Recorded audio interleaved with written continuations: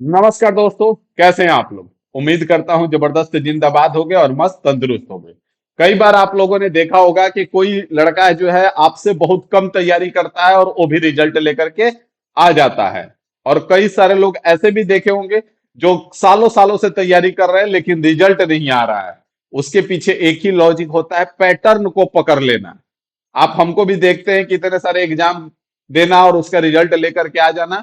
तो पैटर्न को पकड़ लेना, सारा खेल पैटर्न का है। आप कितना मेहनत कर रहे हो, क्या कर रहे हो, उससे मैटर नहीं कर रहा है।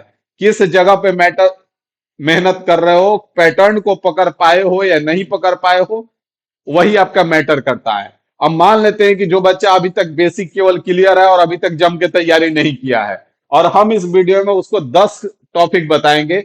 अगर वो 200 टॉपिक 10 दिन में कंप्लीट कर लेता है तो वो लगभग लगभग मैथ का 15 प्लस क्वेश्चन आसानी से कर लेगा। जो तैयारी करके आए होंगे वो भी 17-18 करेंगे, साल भर से जो तैयारी किए होंगे। और जो आज से भी जम के लगता है वो भी 15 प्लस कर लेगा। तो मैटर अंतर है कि नहीं है? एक दो क्वेश्चन का ही अंतर रह जाएगा केवल।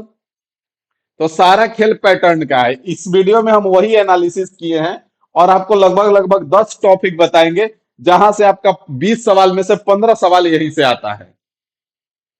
बात समझ में आ गया? पूरा एनालिसिस करने के बाद प्रीवियस ईयर का पेपर, अभी पिछला साल जो पेपर हुआ उसका एनालिसिस यहाँ पे हमने किया कि नंबर सिस्टम के टोटल सवाल, एवरेज, टोटल टॉपिक वाइज कितने कितने सवाल आ रहे हैं। यहाँ पे मैंने पूरा एनालिसिस करने के बाद हमने डिसाइड किया कि कौन सा 10 टॉपिक ऐसा रहेगा जो लास्ट टाइम पे अभी पढ़ना ही पढ़ना चाहिए। अगर आप कुछ नहीं पढ़े हैं तब भी 10 टॉपिक पढ़ के जाइए, मैथ के काफी सवाल आप करके आएंगे। ठीक है? तो अगर आप चैनल पे नए हैं तो चैनल को सब्सक्राइब और वीडियो को लाइक जरूर कीजिएगा, ठीक है ना? क्योंकि इस तरह का वीडियो तो आपको देते ही हैं, आपके लिए लाते ही हैं। साथ ही साथ आप जाएंगे चैनल पे तो मैथ का पूरा तैयारी आप फ्री में कर लेंगे इस चैनल से।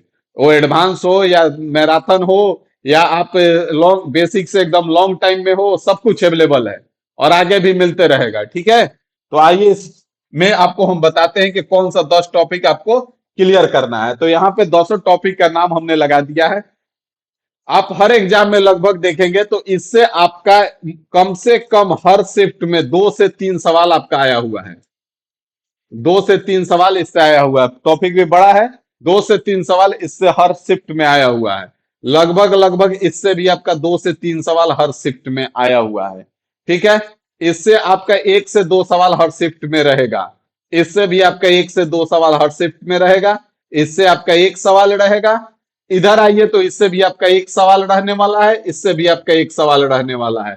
इससे कहीं कहीं एक, कहीं कहीं दो देखने को मिला है। इससे आपका एक सवाल और इससे भी आपका एक सवाल। काउंट कर लीजिए आपका कितना सवाल हो गया। इसका अगर दो, दो चार, दो छह, दो आठ, एक नौ, एक 10, एक 11, एक 12, एक 13 और एक 14, थोड़ा बहुत इधर उधर हुआ तो 15 प्लस हो जाएगा। बात समझ में आ गया? तो इस टॉपिक को अगर आप अभी तक कुछ नहीं पढ़े हैं तो इतना जरूर कर लीजिएगा। और अगर आप बढ़िया से तैयार हैं, अब केवल रिवीजन करना है, तो सबसे पहले इसको आप बढ़िया से रिवाइज कर लीजिएगा।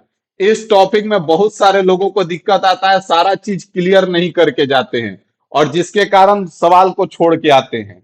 अभी हम आपको कहिएगा तो दिखा भी देंगे इस परसेंटेज का। एक सवाल पिछला बार आया हुआ है जिसको सही करने वाले मात्र 7% लोग हैं। अब सोच लीजिए, परसेंटेज का सवाल आ रहा है और उसको सही कितने परसेंट लोग कर रहे हैं? 7% मात्र किए थे। अटेम्प्ट करने वाले ही 13-14% थे। अटेम्प्ट करने वाले ही 13-14% थे और परसेंटेज का सवाल था और क्वेश्चन में ही उसका आंसर भी छिपा हुआ था। तो थोड़ा सा अपने आप को बेहतर ढंग से तैयार करके जाइए। अब इसका है तो इसका अगर एकाएक पूछ दिया कि इसका मीन प्रोपोर्शन क्या होता है, तो बहुत सारे लोग इस पे ध्यान ही नहीं देते हैं। और बहुत आसान आसान सवाल आया हुआ था रेशियो का। तो इसलिए आप बढ़िया से इस सबको, पूरा टॉपिक को 10 को एक बार रगड़ लीजिए 10 दिन में, ताकि इससे सवाल आए तो ना छूटे। इसके बाद आपके पास टाइम बचता है तो आप डीआई को देख लीजिएगा। डीआई कोई टॉपिक नहीं है, यही आपका या तो परसेंटेज से उठा के क्वेश्चन रहता है या तो रेशियो से उठा के क्वेश्चन रहता है। डीआई कोई टॉपिक नहीं है, डीआई आपका इसी का मिक्स है। बस एक डाटा के हिसाब से आपको सॉल्व करना होता है। तो डीआई समझ लीजिएगा कि क्या है, उतना काफी रहेगा। एक सवाल इसका भी हर शिफ्ट में 1 से 2 सवाल देखने को मिल रहा है। तो इसके लिए तैयार रहिएगा, ठीक है? उम्मीद है आपको हर एक चीज क्लियर हो गया होगा कि इस 10 दिन में कौन सा टॉपिक क्लियर करना है। बाकी मिलते हैं अगले वीडियो में अगली जानकारी के साथ।